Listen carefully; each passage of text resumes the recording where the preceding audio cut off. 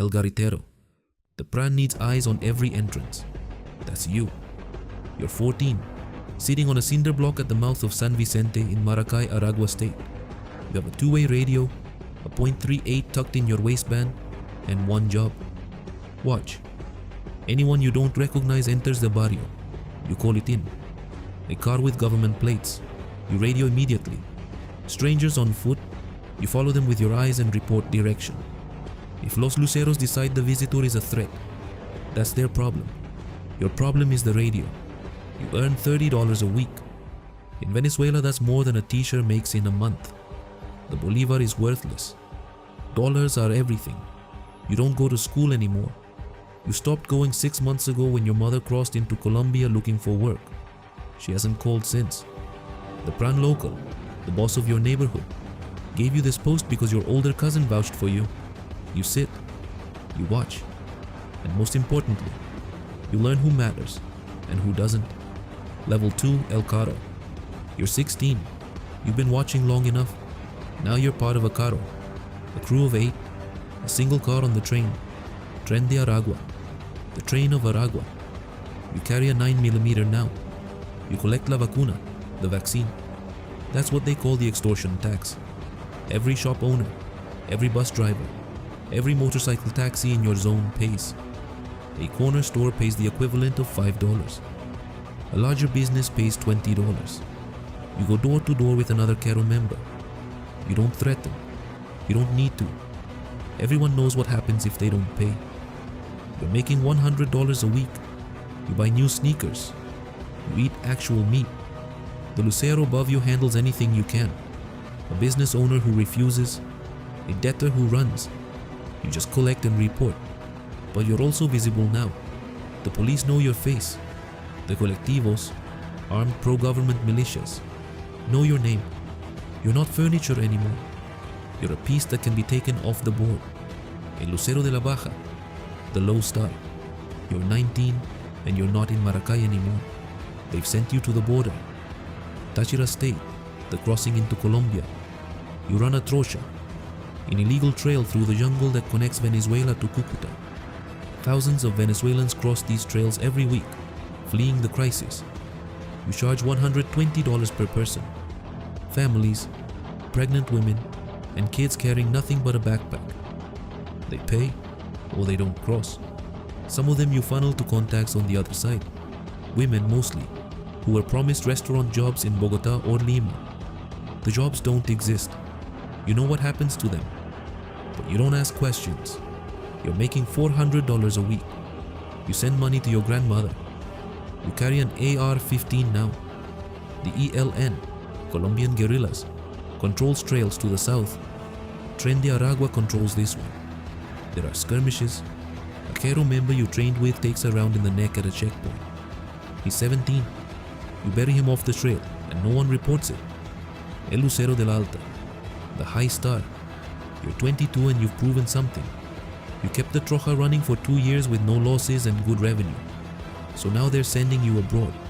You fly to Lima with a Venezuelan passport and $500 in your pocket. Your job, build a cell. You find other Venezuelans, migrants, undocumented, desperate. You recruit. Within 6 months, you have 15 people working under you. Extortion networks targeting Venezuelan-owned businesses around Plaza Norte. A share of the trafficking pipeline. Women moved from the border into clubs across the city. You're making $800 a week and sending reports back to a pran local through encrypted channels, Signal or Telegram groups that auto-delete. You've never met the pran local in person. You only know he's in Tocoron. You operate like a franchise. You follow the model and you keep the money flowing. But you're also in a foreign country with no legal status, no protection, and no backup. Peruvian police arrest hundreds of Tren de Araua members in Lima every year. You're not one of them, but every arrest tightens the circle. El Escudero, the shield bearer. You've been called back, not to Maracay but to the prison in Tocoron. But you're not being punished. This is actually a promotion. Tocoron is the headquarters. When you walk inside, you don't see a prison. You see a compound. There's a swimming pool, a zoo with exotic birds, and a nightclub called Discoteca Tokyo that runs every weekend. There is also a baseball diamond in several restaurants. The cells have been converted into apartments, and the guards work for the Pran. You're assigned as personal security for the leadership, one of Los Tres Papas. You carry an AR-15 inside a prison. You watch the Pran hold meetings with politicians who arrive through the front gate. You're making $1,500 a week and eating steak for dinner. For standing inside a prison, every inmate in Tocoron pays la causa, the cause, a tax. $2.8 million a year flows through these walls in extortion alone, and that is just one revenue stream. They are the gold mines in Bolivar, and the trafficking networks in Colombia, Peru, Chile, in countless drug shipments. You see all of it now. You see the money. You also see what happens to people who talk. A man suspected of informing to the CICPC, Venezuelan criminal police, is taken to a room you don't enter. He doesn't come back. El Pran local. You run a zone. Maybe it's a neighborhood in Maracay and you manage everything. Extortion, drugs, trafficking, territory. You have 30 to 50 people under you. You're making $10,000 a week. Maybe it's a mining town in Bolivar State, where you make even more because you oversee illegal gold extraction. 30 kilos a day pulled from the earth by workers digging under armed guard. You take a cut of every gram. The gold gets smuggled to Colombia, to Curacao, to Turkey. You answer to a lugarteniente you've met twice. You communicate through encrypted radios and burner phones that rotate every 72 hours. You drive an armored Toyota Hilux. You have a wife who lives in a separate house from where you sleep. El lugarteniente, lieutenant. You're one of maybe 6 people in the organization at this level. You are in Colombia 1 month, Chile the next. You manage operations across borders, trafficking networks stretching from Cucuta to Santiago, drug distribution cells in multiple capitals, extortion, running in half a dozen cities. You launder through cryptocurrency and front businesses, a food shop in Santiago, a car wash in Bogota. Millions pass through your hands. You're making $30,000 a week. You have everything. But Interpol has your photograph. The FBI has your phone records. Chile's PDI has a red notice with your name on it. One by one, your peers disappear into extradition proceedings. You don't sleep in the same bed twice. You change phones every 48 hours. You trust no one completely. The organization you built is hunting you from the inside, because anyone who gets arrested has something to trade. Your name, El Pran, Los Tres Papas, the Three Daddies. What started as a prison gang inside Tocoron was turned into a transnational network spanning 8 countries with 5,000 members.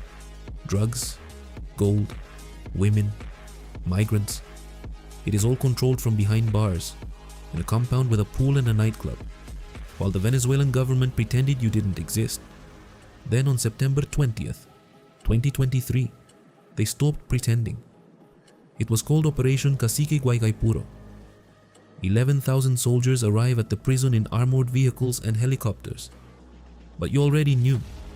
Someone in the government tipped you off, the same government that let you operate for a decade. You escaped through tunnels with cash, weapons, and encrypted radios. They found the pool and the zoo and the nightclub. They didn't find you, but now you're a ghost. The United States designated your organization a foreign terrorist organization. There's a $12 million reward for your capture.